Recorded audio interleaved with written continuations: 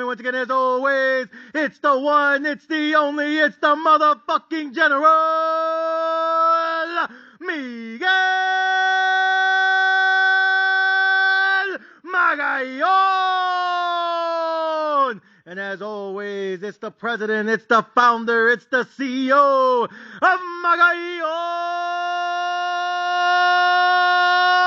Entertainment.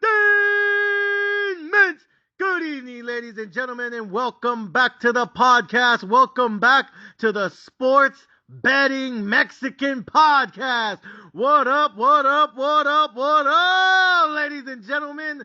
Tonight, I want to talk about the San Antonio Spurs. Tonight, I want to talk about the man, the myth, the legend, the unicorn, the potential future Hall of Famer. That's right, I'm talking about none other than Victor Wembanyama. Ladies and gentlemen, tonight, I'm talking about the prodigy child that is Victor Wembanyama. This motherfucker is surreal. This guy is insane. This dude might be him. And it's only a matter of fucking time. Ladies and gentlemen, as you guys know, I have been super bullish on the San Antonio Spurs all season. We talked about it before the NBA season began. And I said, based on what I saw in the preseason, based on what I saw last year when he was out there playing in fucking Europe and Italy and Spain and Germany, out there in the fucking bullshit Euro League, what I saw him doing to grown men in the Euro, what I saw him doing in the preseason, what I saw him doing in fucking pregame warm-ups, I said, ooh, this dude is real. This dude legit. This dude, I like this dude in the summer league out here in Vegas. When they was out here in Vegas doing those summer league games, I was watching this dude and I said, ooh, okay, I see potential. I see future talent that just has to get tapped in. I see this dude, he could become surreal because all the hype, all the rumors, that shit's legit. Even in the preseason, even when he was playing out there in the Euro, when he was out here in the summer league in Vegas, I was watching those games. I was watching his highlight reels. I was watching some of his fucking Euro steps. And I was looking at this dude and I said, man, he really do pull up from the three like KD. He really is. He is KD from three. I'm going to be honest with you guys. Low key, this is just me. I think he's a better shooter than KD. Because I remember when KD was coming into the league and KD was only 21 years old. I remember when KD was in the league at 22, 23. I remember KD out there in OKC when he was a young rookie, a young buck, a young NBA boy, back when he used to have all his hair. I remember KD before he started balding. I remember KD before the ACL injury. I remember KD before he got those cheap-ass rings out there playing for the Warriors. I remember KD before he played with Steph Clay and them boys in Golden State. I remember KD when he was winning his MVP with Russell Westbrook. I remember KD back in the day when he was a young boy coming up in the NBA.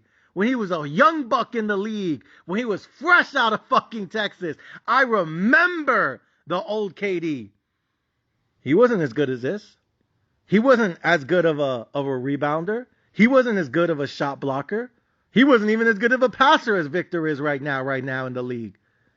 I'm telling you right now, when I see Victor Wembanyama, the truth, the myth, the legend, the ultimate fucking unicorn, whatever we want to call him, when we see this dude on the court and he be pulling up from three, this dude just don't pull up. He hitting fadeaways. He doing fucking dub steps, Euro steps, all kind of steps. He doing all sorts of crazy moves. He giving them boys work in the league. This dude fucking 19 years old. He got veterans in the league shook. He out here breaking ankles. He making them look like fucking midgets on the court with him. Have you seen KD next to him? He looked like a little man. I'm telling you, America. He looked like fucking, what's his name? What's that comedian's name?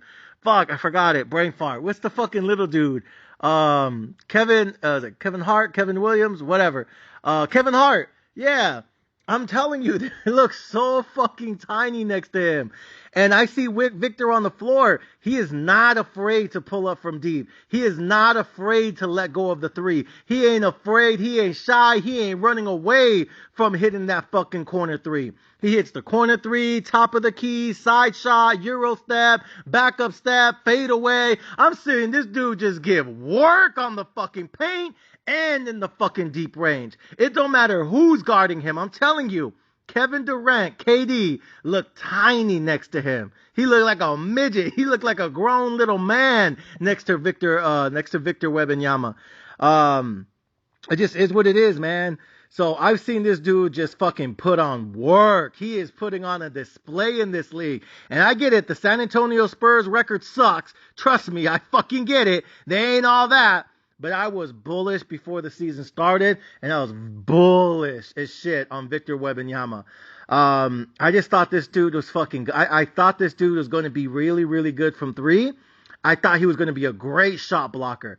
Great, maybe even elite. And guess what? He is. He's averaging about 2.5 to 3 blocks a game. But that's only because he had like 1 or 2 games, I think, so far this year where he got into foul trouble early. So he wasn't allowed to play a lot of minutes those games because of foul issues. And so he ended up in those games having like 0 block shots. But he has a lot of games, other games, multiple games, several games where he has 4, 5, 6, 7 block shots. I mean, this dude is elite on the defensive end. I'm telling you right now, I've seen him block fucking Carl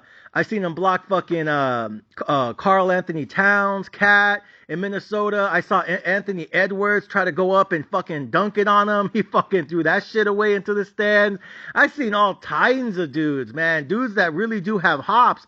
And they be trying to yam it on him. They be trying to lay down the smackdown on that ass. And Victor's like, nah, I ain't having none of that. Give me that. You know what I mean? You thought. And he is just fucking... He's a young man, but he's a grown man on the court playing with fucking, he makes everyone look like a child.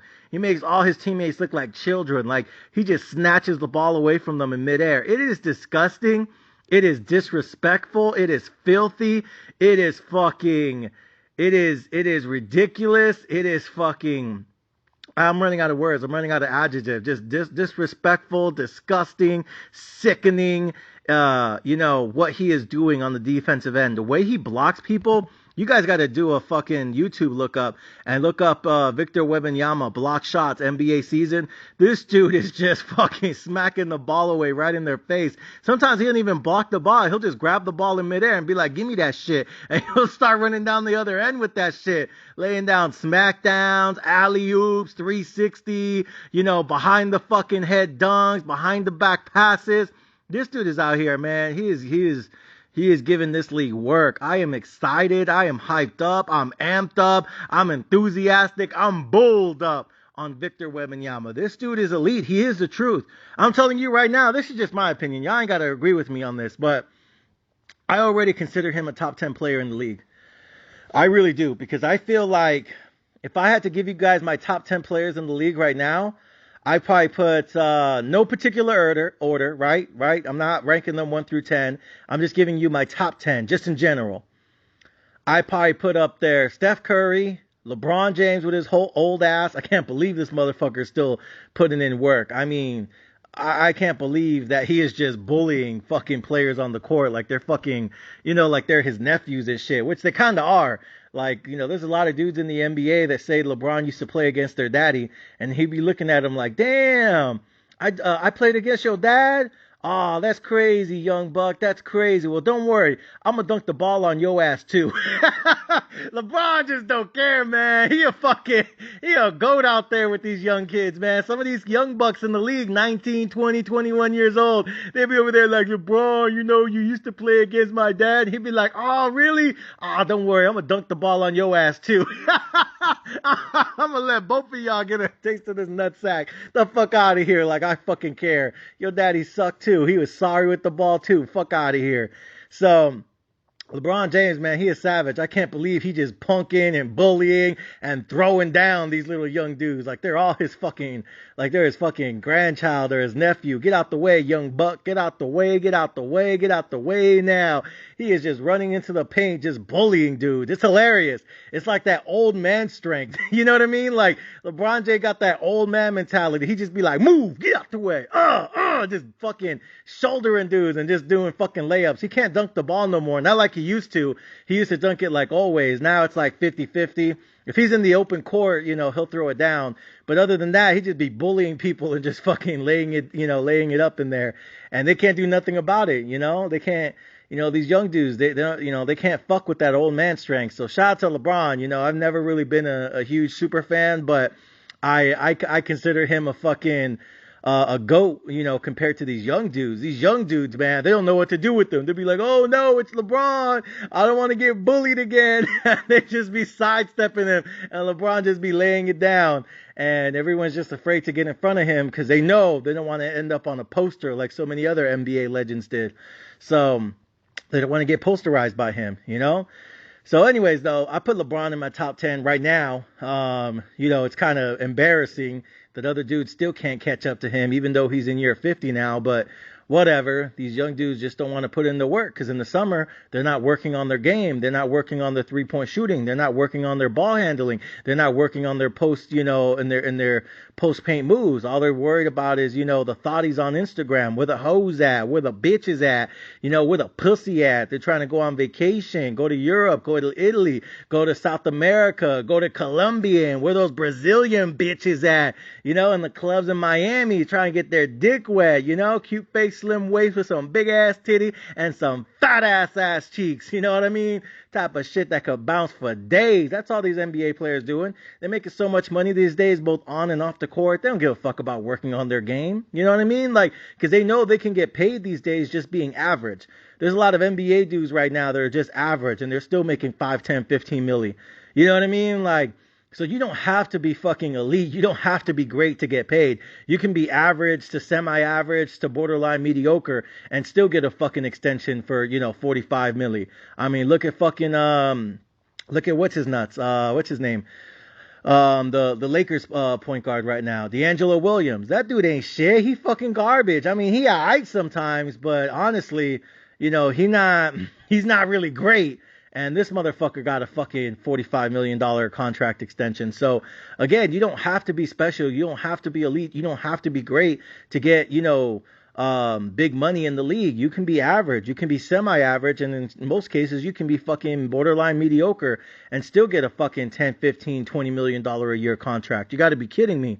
So a lot of these dudes, they're not really working on their game or their post-game moves or their three-point shooting or their free throw shooting or their rebounding or their ball handling or, They're not watching tape or film in the offseason. They don't care. They're just out here partying, having a good time, trying to get their dick wet, trying to get some of that fucking Instagram pussy. So, it's just sad to me, but it's understandable to me that LeBron James is still one of the top 10 in the league. So anyways, I got him in my top 10 right now. Let me see. I'll put Steph in there. I'll put Giannis in there. I'll put Dame in there. I'll put Embiid in there. I'll put Joker in there. I'll put KD in there. It's hard to put Devin Booker and Bradley Beal in there because they just deal with so many injuries. So I guess I could say Bradley Beal and Devin Booker are still elite when they're healthy. But that's kind of an asterisk. That's kind of a disclaimer because half the time they isn't. You know what I mean? Like, again, we'll talk about the Phoenix Suns in just a minute. So maybe you could add those two. Otherwise, who else? Luka. If you want to say Luka's top 10, I guess he's elite, but I don't know. Elite's kind of a strong word. Is Luka Doncic really elite like that? Is he really built like that? He puts up points, but I don't know. Does he really make his teammates better? I feel like he just holds on to the ball too much. Kyrie, is he elite? I don't think he's who he used to be. Kawhi, he's not. He's good. He's alright. Is he still great like he was? I don't know about that. PG-13, he's overrated as fuck. James Harden's washed. Russell Westbrook is a shell of himself. He's still good, but he's not MVP good. So I don't put him in the top 10 in this league. So it's tough, man. Who is a top 10 player in this league right now? I can go about 6, 7, 8 deep. I'm trying to think who else is in my top 10. You could probably say Jason Tatum and maybe Jaylen Brown. Would you consider them top 10? Would you consider them elite?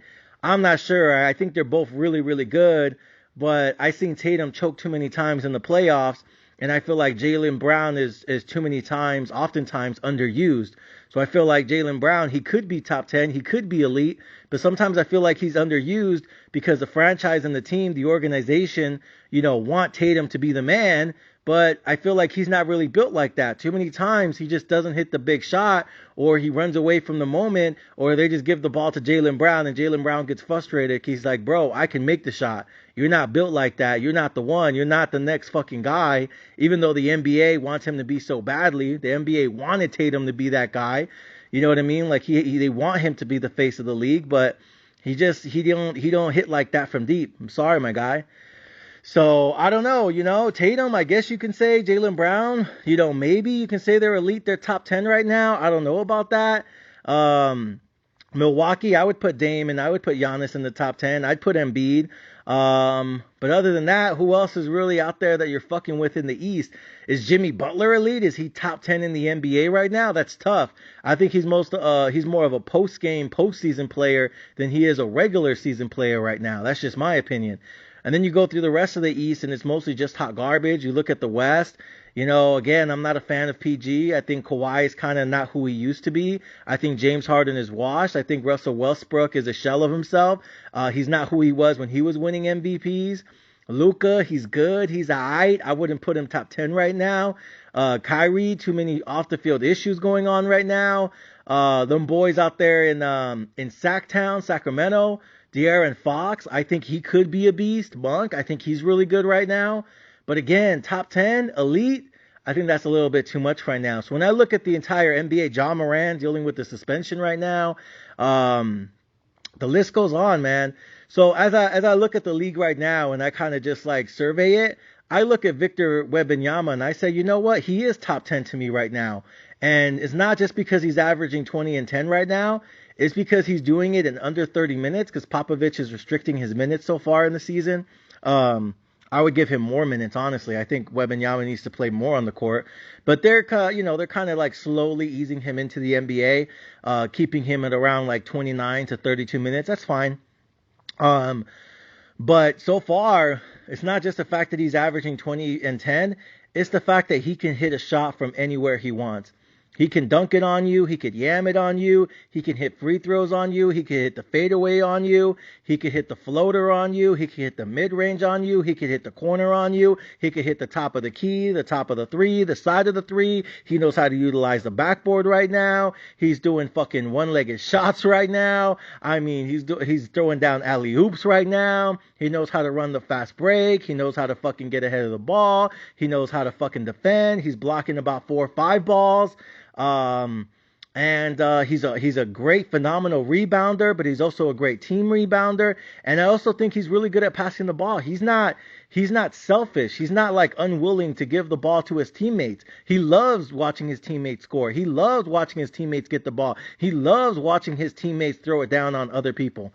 So, to me, he's unselfish. He's not a ball fucking hogger or a ball handler and just dominating the ball in the time of possession like James Harden likes to do, or Luka Doncic likes to do, or Russell Westbrook likes to do, or like a lot of fucking, quote unquote, point guards like to do.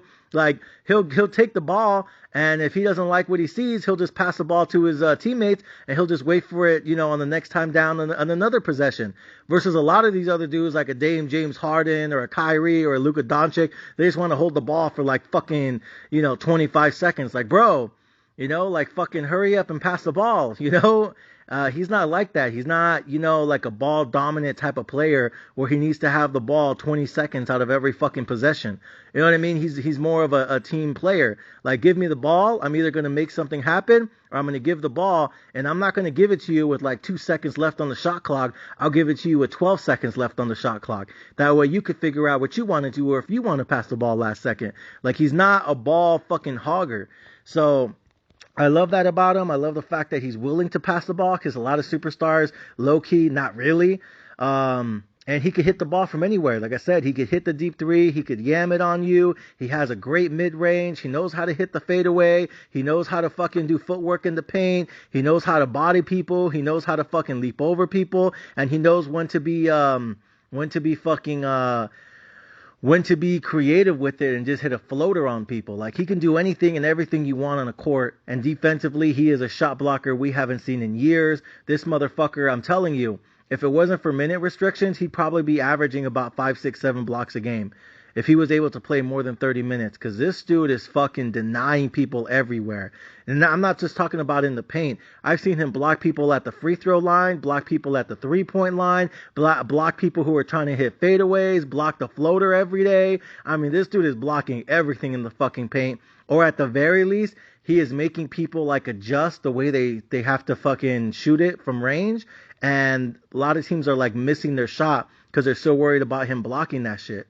So I really love Victor Wembanyama. I think he's top 10 already in the league. I think he's elite.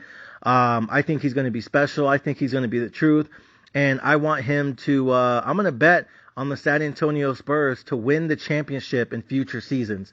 So moving forward, after this season ends, after this season is over, moving forward in the future, I'm going to probably put like $1,000 to $10,000 every single year during the off season for the San Antonio Spurs to win another championship, because I think Victor Wembanyama can do it, and I want to get on those future tickets as early as possible when that shit's like plus 400, plus 500, plus 1,000, plus 2,000. And then in terms of as far as the regular season, I'm probably going to bet the San Antonio Spurs to win almost every single game in the regular season. And I said before the season that was probably going to be my strategy, is to bet the San Antonio Spurs on the money line. And the reason is because the San Antonio Spurs are not really a good team. They're kind of a garbage, young, rookie team. A lot of them are just like really young, still trying to learn to play together. And I think they're still getting blown out by a lot of teams. And because of that, for some reason, Vegas is putting the spread on the other team and basically saying the Spurs will continue to get blown out almost every other single game. And so I think what you can do is you can take the Spurs on the money line to win every single game this season, and you're basically always going to be able to get them at plus 200, plus 300, plus 400 on the money line, which, by the way, makes sense because, again, you look at their record, they're 3-6 right now. But those 3 wins that they have, they beat the Houston Rockets. I think that was like a pick'em game. And then they beat the Phoenix Suns. And each of those wins against the Phoenix Suns, the Suns were favored by like -5, -6, -9. I think one time they were favored by like -12 or -15 against the San Antonio Spurs one time. So that's what I mean. It's like, I feel like I'm doing this in the football season, and I feel like I'm doing this in the NBA season, and I feel like I'm going to do this with UFC right now too, and even in boxing. I feel like, because you guys saw, Tyson Fury almost fucking got knocked out when he was boxing Francis Ngannou. I think Francis Ngannou actually should have won that. I think that was a bullshit split decision. I think Francis Ngannou should have got the victory over Tyson Fury, because that knockout was vicious, and I think that was the slowest 10 count I ever saw in my freaking life. I think Tyson Fury got his shit rocked against Francis Ngannou, and I think he's getting up there in age, so he better hurry up and knock out Usyk for the heavyweight championship of the world, because he's not getting any younger. And I feel like these young pups, these young dogs coming up in boxing, they're like sharks in the water, and they're starting to see this motherfucker bleeds. This motherfucker can get rocked. This motherfucker can get hit. And, Tyson Fury, he's a big man. He's a big dog. He tries to pretend like he's the British Muhammad Ali.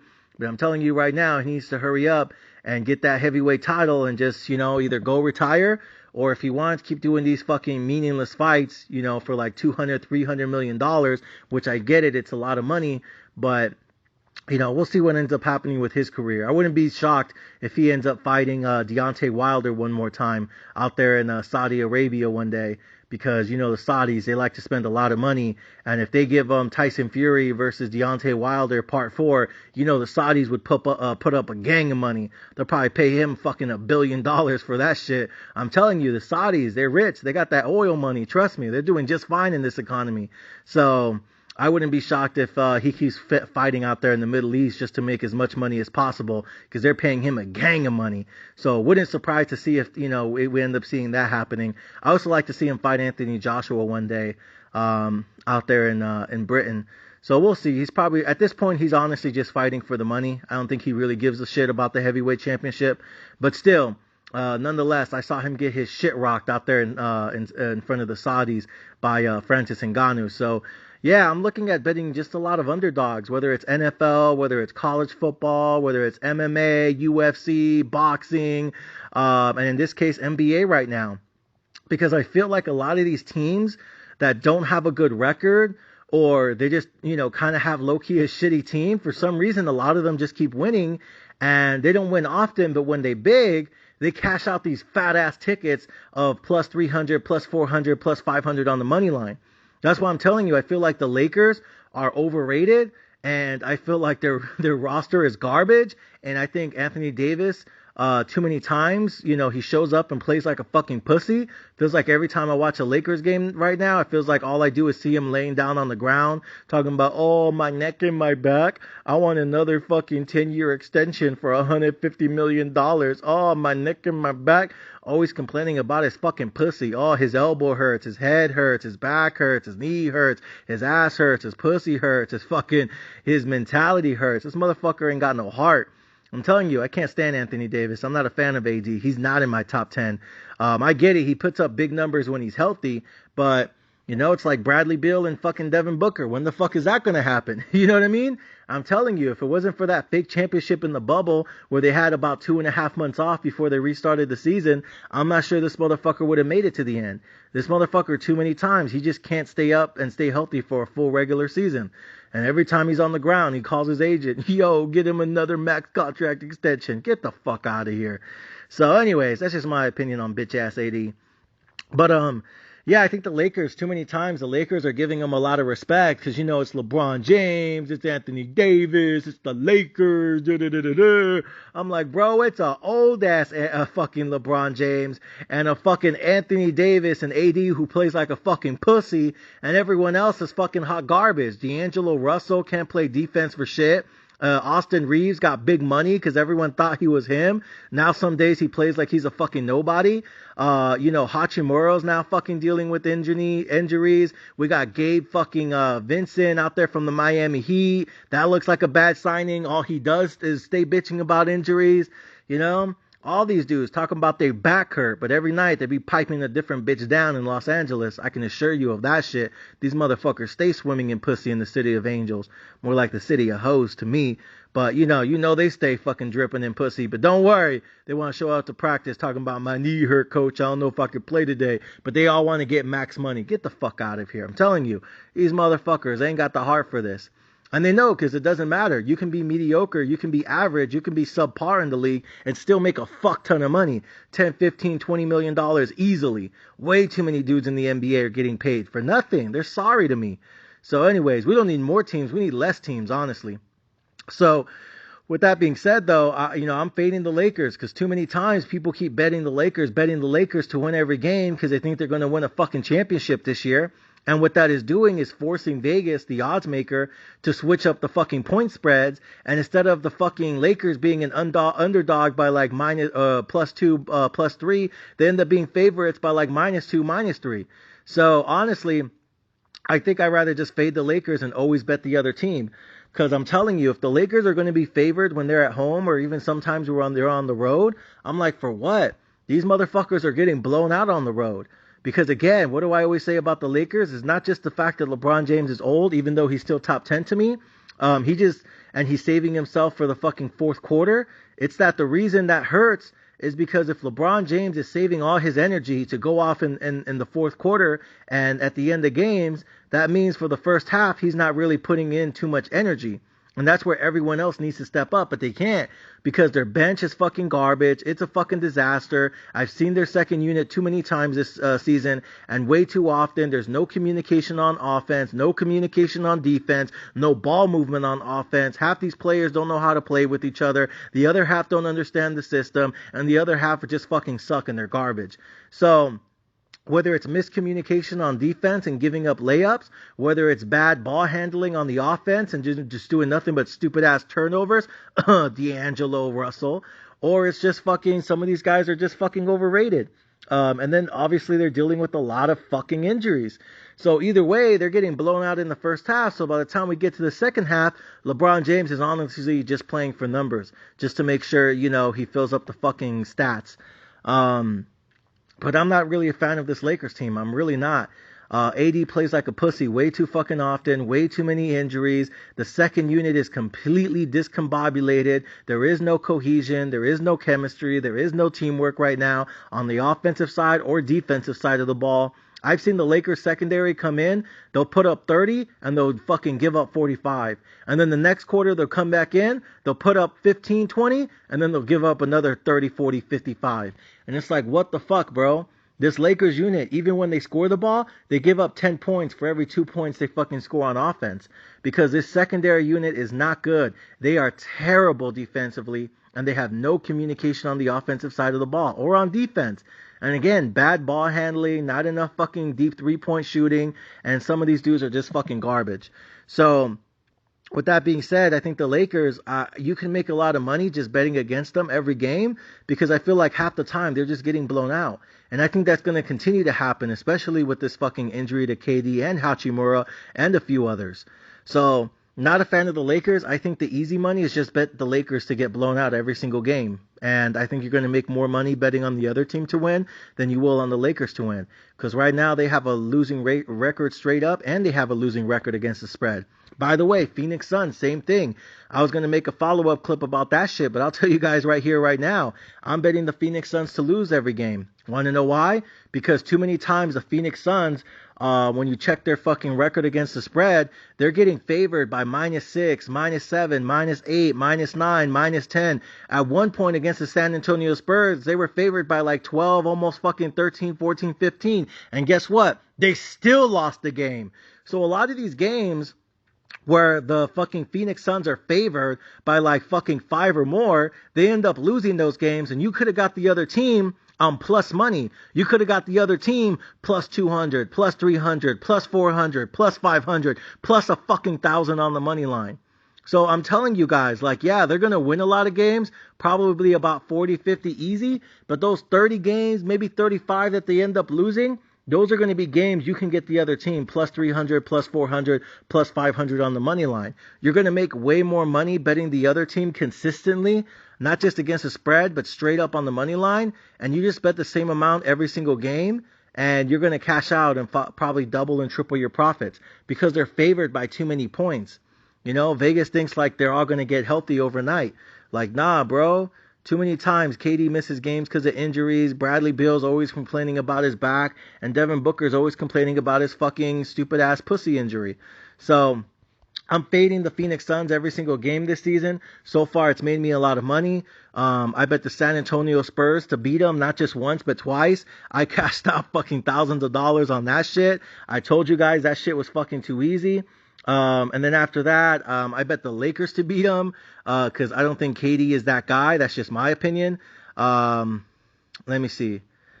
What other games did I bet them to lose? Cause I pretty much bet them to lose almost every single game this season. And for the most part, I've done nothing but make money because all they do is, just let down their fucking fan base. I'm trying to pull up the schedule right here. 1 second, guys. I'm trying to make sure I have this correct. So I'm looking at it now. Phoenix Suns, 4-5 straight up.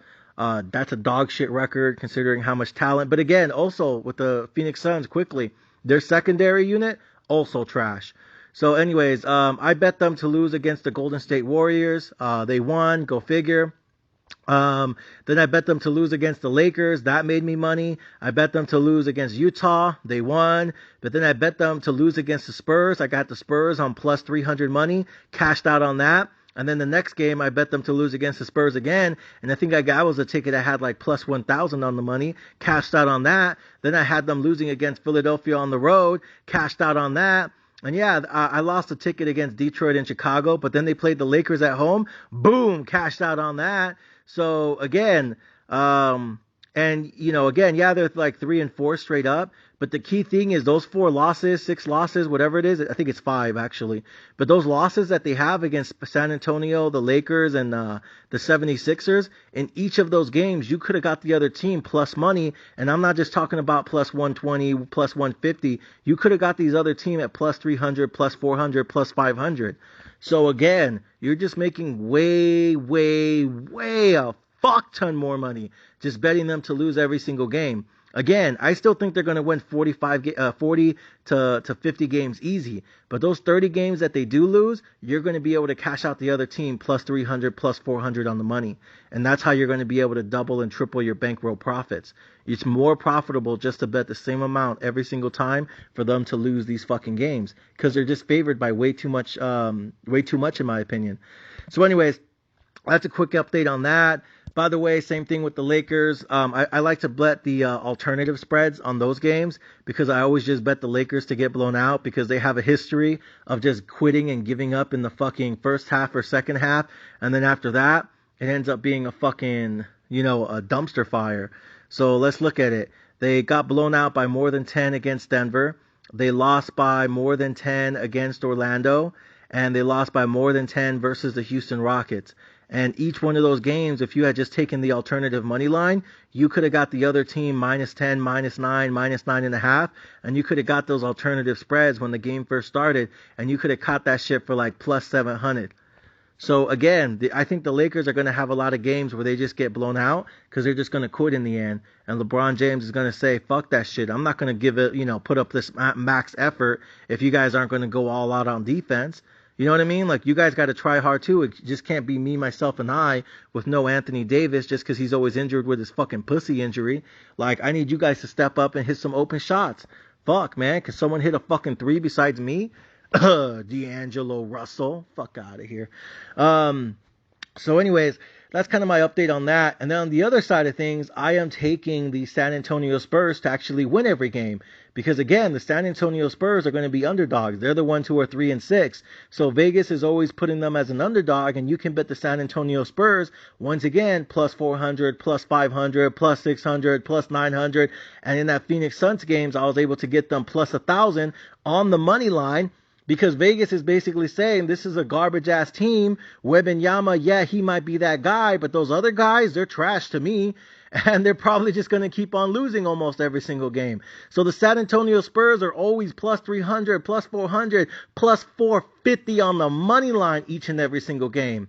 Again, I think the Spurs probably only win 20, 30 games this season. But those 20, 30 games, if they're always plus 300, you're going to cash out like 90,000 by the end of the season. It's that fucking easy to me. If you just bet the same amount every single game, San Antonio Spurs on the motherfucking money line, and you get them plus 300 every single fucking game on the money line, and they win 30 games, you're going to cash out 90,000. Why is that so difficult? Why is that so hard to fucking navigate? It's fucking easy money. They're only going to win 20, 30 games, but if they're always plus 300, plus 400 on the money line, you can cash out anywhere between 90 to 120,000. Just bet the same amount every single motherfucking game. Bet them on the money line. Yeah, they're going to lose more than half their games. They're probably going to lose fucking 50, 60 games. But those 30 games that they do win, you're going to cash out 90 to 120,000 because they're always a massive, massive, massive underdog on the money line. That to me is stupid. That to me is fucking retarded. That just don't make sense to me. Wembanyama's that dude. He can fucking win you some games. And the roster's not completely garbage. They have some guys, right? Again, I think they'll lose 50, 60 games, but they should win at least fucking 25 to 35. And if it's always plus 300, plus 400 on the money line, even if they win exactly 30 on plus average plus 300 each, that's 90,000 by the end of the season. Just bet the same amount each and every single fucking game. So that's my strategy. I'm fading a lot of teams that I think are overrated, like the Buffalo Bills, dumbass. And, I'm fading NBA teams, the Lakers and the Phoenix Suns. And I'm betting on the underdog teams to win some more games. You know what I mean? Like, I think, once again, I think the Bears are starting to get exciting. You know what I mean? Justin Fields is now sitting on the bench, and that new guy's coming in, and he's making some noise. I think Will Levis out there in Tennessee, now that the Titans finally figured out their shit and, bench Ryan Tannehill's bitch ass. Now Will Levis, he's showing like he got game. There's a lot of backups in this league that are starting to win games now. Josh Dobbs, I think he's going to be great for the fucking Giants. I don't think he's going to win this weekend. I still got to come out with my NFL picks, but, still, Josh Dobbs, he already beat the Cowboys once. Who fucking knows? Maybe this is a whole new fucking game now, with Josh in the building. So, again, you guys never fucking know, man. These underdogs, they're playing for their life. They're playing for their careers. They're playing for a fucking contract right now. So Tennessee Titans might be interesting. Chicago Bears might be interesting. The New York Giants, give the ball to Saquon. They might be interesting. Indianapolis Colts, give the fucking football to Jonathan Taylor. They might be interesting. I mean, fuck, it's not rocket science. You feel me? So there's some underdogs that, they're not going to win a lot of games, but if you can get them plus 300, plus 400 each and every single game, even if they lose half their games and win the other half, guess what? You're still going to double your fucking money. And all you got to do is just root for the fucking favorite to go down. And most of the times, the favorites want to play like pussies. The favorites want to act like they ain't got to play. They just got to show up to that shit. The favorites get big-headed. The favorites stop caring. The favorites sometimes act like they don't care. And the underdogs are out here like a fucking starving animal, like a fucking savage, like a beast in the jungle. They need that shit. Otherwise, they're not going to have a career. So I'm betting on a lot of underdogs to fucking pull off the upsets. And I'm betting on a lot of fucking favorites who are fucking overrated. Josh Allen's bitch ass. And I'm betting them to go down every fucking weekend. And yeah, I'm going to lose a lot of tickets because these favorites are probably still going to win more than half their games. But the games that they do lose, Buffalo Bills, Phoenix Suns, Los Angeles Lakers, the games that they do lose, you're going to get the other team plus 300, plus 400 on the money each and every single motherfucking time. So ladies and gentlemen, that's the strategy. That's the philosophy. That's the mindset. Let's just keep making money in this motherfucker. Let's keep stacking the bankroll. Let's keep making moolah, feria, dinero. Let's keep making some fucking money. Because right now, I need to buy all sorts of assets. Y'all seen what's been going down with Bitcoin this weekend? Y'all been seeing these fucking cryptos in that crypto portfolio, that crypto universe? Y'all see what's going on with these fucking stocks? Man, there's a lot of fucking things going up right now, man. Bitcoin, Ethereum, Cardano, all these Solana just fucking quadrupled in 1 month. I mean, there's so many ways to make money in this market. All you got to do is pay attention. All you guys got to do is listen. And all you guys got to do is motherfucking fuck with me and click the goddamn subscribe button. Ladies and gentlemen, thank you guys for listening. Thank you guys for subscribing. And thank you guys for rolling with the one, the only, the motherfucking general. Until next time, see you guys in NFL week. Yay, yay!